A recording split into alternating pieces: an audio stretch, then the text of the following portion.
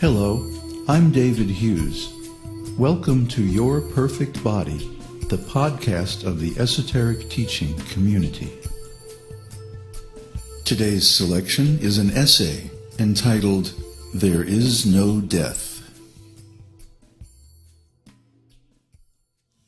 Krishna spoke Bhagavad-gītā to convince Arjuna that he should assert his rightful claim to the throne of the Vedic Empire and chastise his unscrupulous relatives headed by Duryodhana.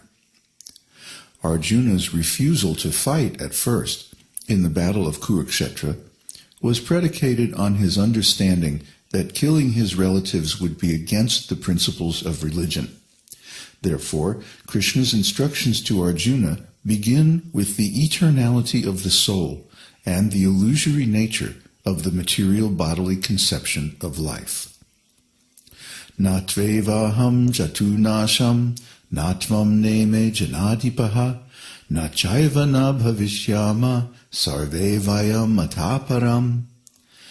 Never was there a time when I did not exist, nor you, nor all these kings, nor in the future shall any of us cease to be. Krishna is trying to convince Arjuna that death does not take place for the soul.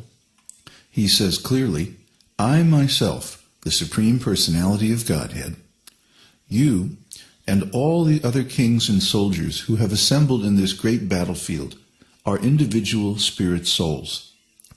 It is not a fact that we were ever non-existent at any time in the past. In the present, we are face to face, and we can see that we are existing as separate individuals. And in the future also, we shall exist individually, eternally. I am an individual person. You are an individual person, and he is an individual person. So I, you, and he or they, the first person, the second person, and the third person, have always been individuals, and this individuality continues eternally into the future. It is not that the soul will ever die, merge into another entity, or in any way lose his personality and individuality. Individuality of every living being is an eternal fact. In our daily life and experience, we see that everyone has their own opinion. You may not agree with me because you have your own individuality. Similarly, someone else may not agree with your thinking. So everyone has his or her own individuality. That's a fact. This individuality does not end with the body because it is not based on the body. Individuality is an eternal quality of the eternal spirit soul. It is not a fact that the individuality of the soul is illusory or temporary.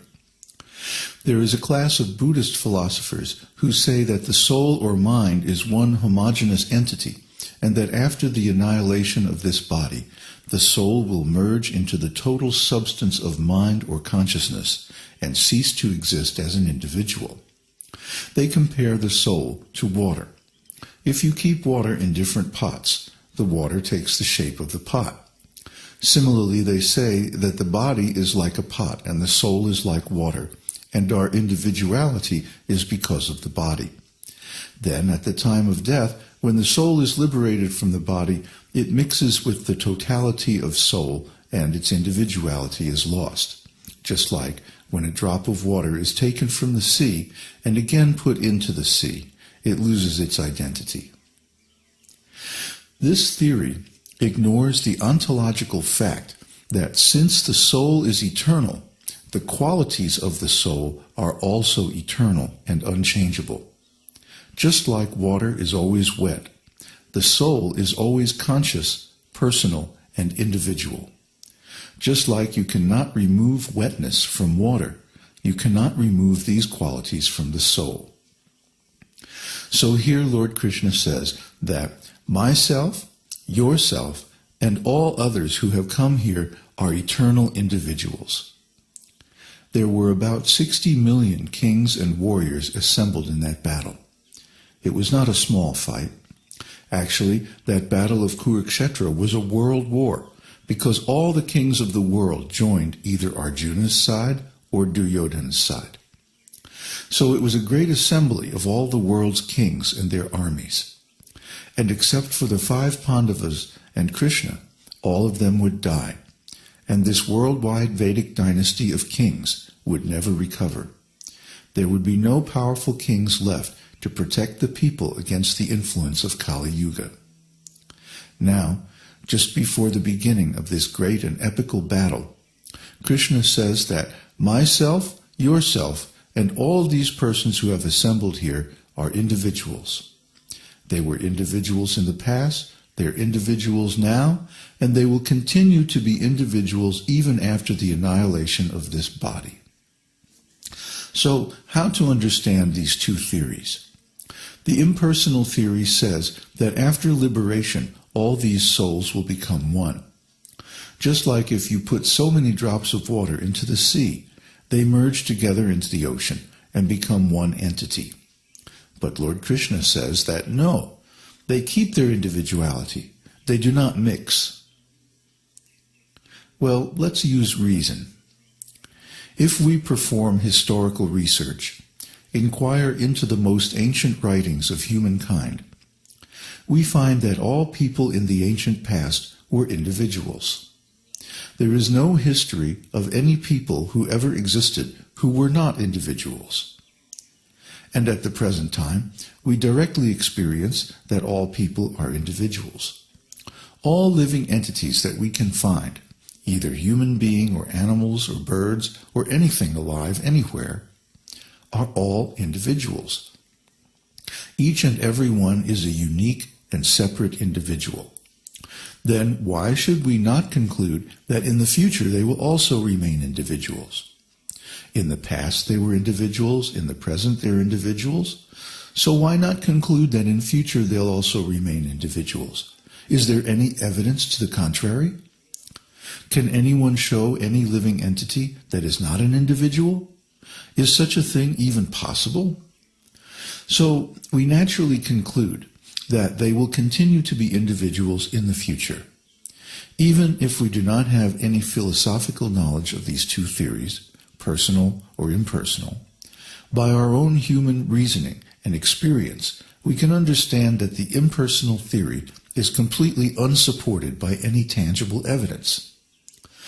In the entire history of the human race, all were individual persons.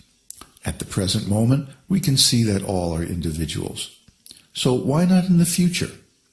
How is it that in the future they'll mix up and become one homogeneous thing? It's quite unreasonable. It's reasonable to assume that a natural process observed to be consistent in the past and present will also remain consistent in the future.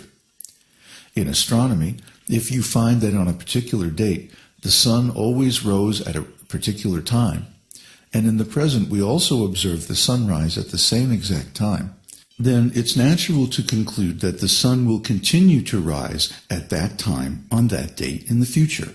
And in fact, astronomical tables are calculated hundreds of years in advance on that assumption. So we can understand the difference between the impersonal and personal theories of the soul by our human reasoning. There are many spiritual things that are beyond the power of our reason. But when it is possible to apply our reason, then why not accept it? Can anyone show any evidence of any living being that is not an individual? Of course not. Then why should we accept that at any time in the future there will be such a thing that has never existed, either in the past or present? That would be unreasonable, illogical. There are other spiritual truths that are provable by our human reasoning. For example, by our reasoning, we can conclude that God exists because everything has a creator. Just like the computer that we're using to record this podcast, we know that this computer has a manufacturer. Similarly, there's a manufacturer for my car and my house. For everything that exists, there is a father, creator, builder, or manufacturer. I myself am created by my father and mother. My father was created by his father. And if we keep on reasoning in this way, naturally we can conclude that there is one original creator of this whole cosmic situation, the whole material universe. This is simple reasoning. It is not very hard to follow or understand. However, there are things, many things,